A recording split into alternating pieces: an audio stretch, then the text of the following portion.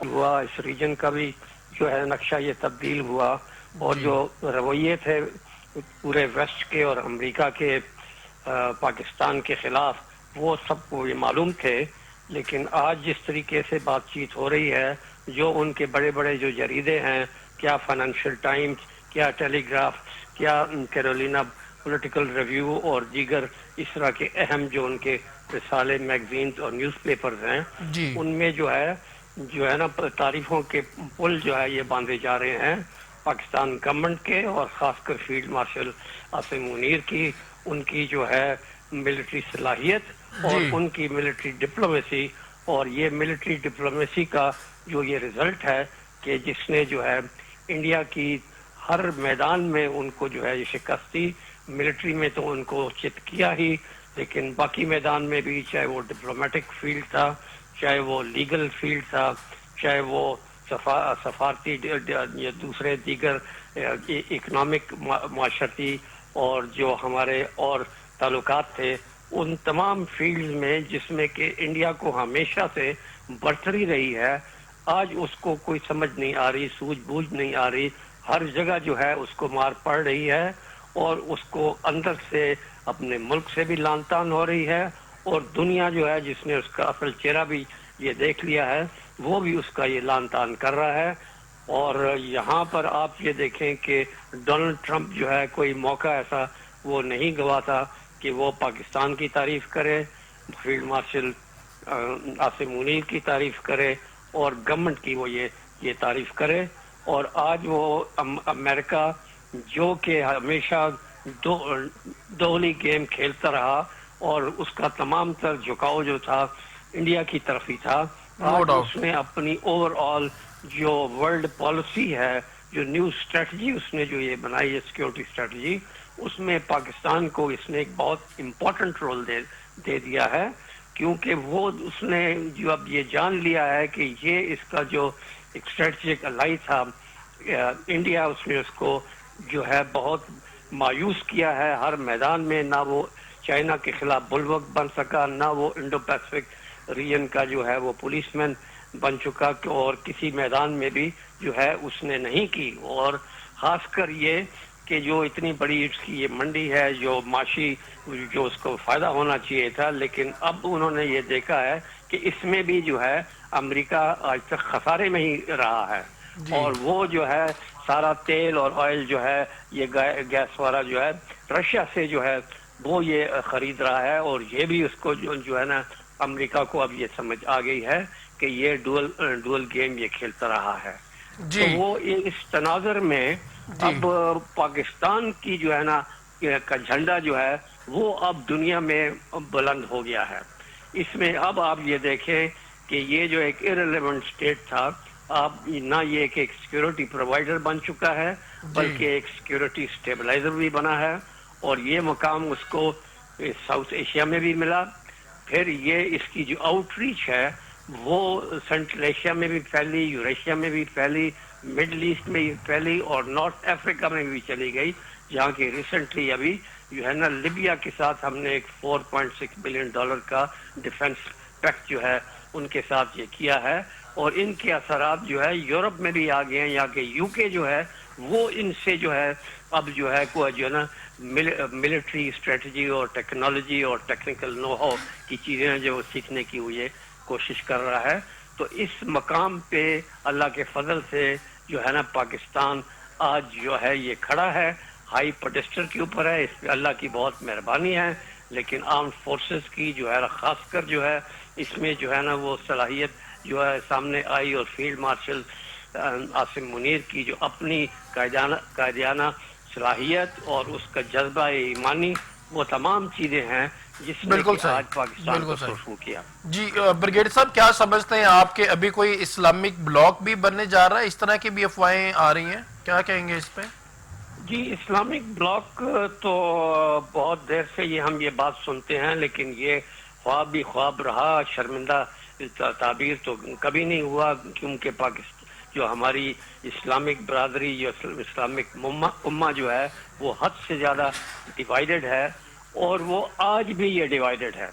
اور یہ ابھی آپ کو جو لیٹسٹ خبر جو ابھی ملی ہوگی کہ جو یو اے ای کے جو پریزیڈنٹ جو آئے اور ان کو بڑا وی آئی پی ہینڈنگ وغیرہ ہوئی، اس کی پیچھے کی کہانی وہ بھی ہمارے سامنے آ گئی کہ جی ہمارے دوست جو ہیں وہی ہمیں جو ہے نا اسٹیبنگ ان دا بیک جو ہے وہ یہ کرتے رہے ہیں. یہ ابھی بریگیڈیئر صاحب ہماری آڈینس کو بھی بتایا نا سارا اس کا بیک گراؤنڈ اس سارے وزٹ کا.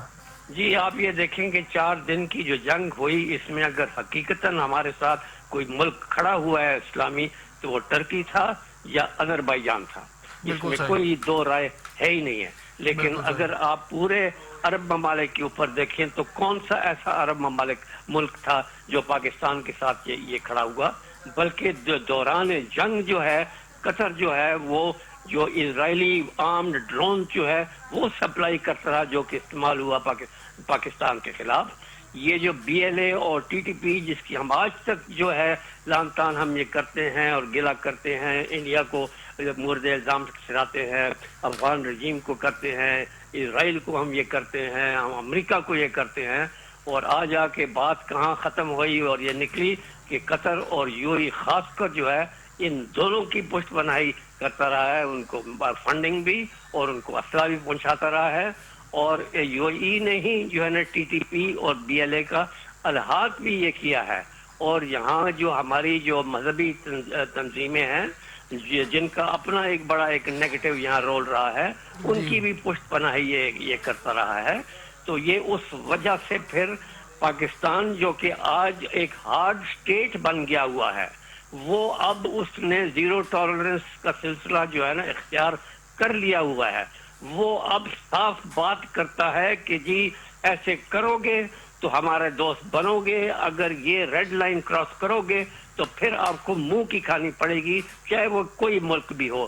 اس نے ایران کو بھی یہی بتایا، انڈیا کو بھی بتایا، افغانستان کو بھی بتایا.